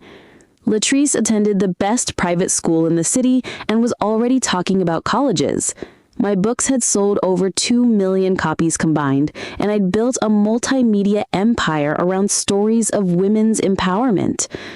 More importantly, I'd found love again, real love, with a man who'd read my books before he met me, who understood my worth before I had to prove it, who celebrated my success instead of feeling threatened by it. Dr. Lamont Tyrone was a pediatric surgeon, a widower with a teenage son, a man who understood loss and healing and the beauty of second chances. He proposed 6 months ago with a ring he designed himself and a speech about wanting to spend his life supporting my dreams while building new ones together. The wedding was planned for next spring. But even if Lamont hadn't come into my life, I'd have been complete. The woman who once thought she needed someone else's love to validate her worth had learned that the most important love affair she'd ever have was with herself. I deleted Damon's email without responding and went back to reviewing my book proofs. Rising, Stories of Women Who Refuse to Stay Down will be published next month. It was a collection of profiles of women who'd overcome impossible odds, single mothers who'd built businesses, abuse survivors who'd become advocates, women who turned their worst moments into their greatest strengths. The dedication read, "To Latrice, who shows me every day what it means to be brave. And to every woman who's ever been told she's not enough, this one's for you." My phone buzzed with a text from Lamont. "Dinner at 7? I'm making your favorite." I smiled and texted back. "Can't wait. Love you." "Love you too, best-selling author lady." As the afternoon sun streamed through my office windows, I thought about the journey that had brought me here. The betrayal that had nearly destroyed me had become the foundation for everything beautiful in my life. I'd learned that revenge isn't about hurting the people who hurt you. It's about building something so magnificent that their opinion becomes irrelevant. I'd learned that success isn't about being chosen by the right person. It's about becoming the right person for yourself. And I'd learned that the best endings aren't about getting the guy or winning the prize. They're about becoming the hero of your own story. Outside my office, I could hear Latrice practicing piano and Lamont's son Terrence working on his homework at the kitchen table. Soon, Lamont would arrive with groceries to cook dinner for our blended family.